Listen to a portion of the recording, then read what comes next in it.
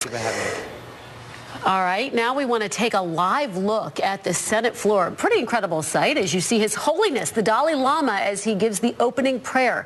This is the first time the spiritual leader of Tibet has done this for the Senate. The chaplain of the Senate, Barry Black, often invites other religious leaders to give the opening prayer when he's out. The Dalai Lama's meeting with President Obama last month drew protest from the government in Beijing. Let's take a quick listen. Simple Buddhist monk. So pray to Buddha and all other gods.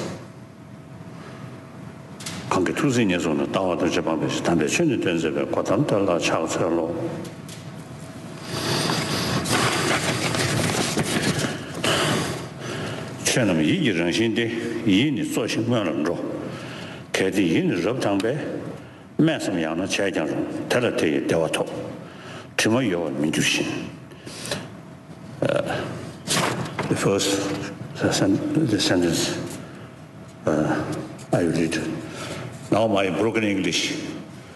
Little bit of humor there from the Dalai Lama, who is offering the morning prayer for the very first time in the U.S. Senate. Well,